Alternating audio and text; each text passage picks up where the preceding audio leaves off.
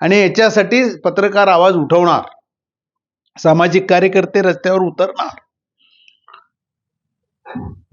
कुठल्याही शासकीय ऑफिसमध्ये घेतल्याशिवाय पैसे दिल्याशिवाय कामच होत नाही.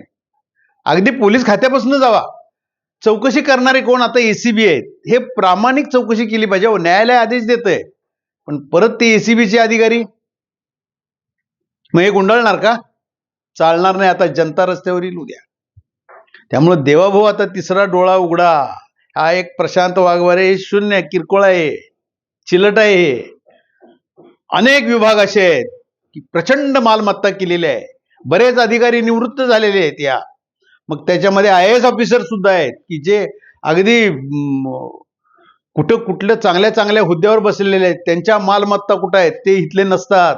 IAS होऊन दुसऱ्या राज्यातनं इथं आलेले असतात आणि त्यांच्या राज्यातनी त्यांनी प्रचंड मालमत्ता केलेली आहे. ह्याची चौकशी कोण करणार? ह्याची चौकशी झाली पाहिजे.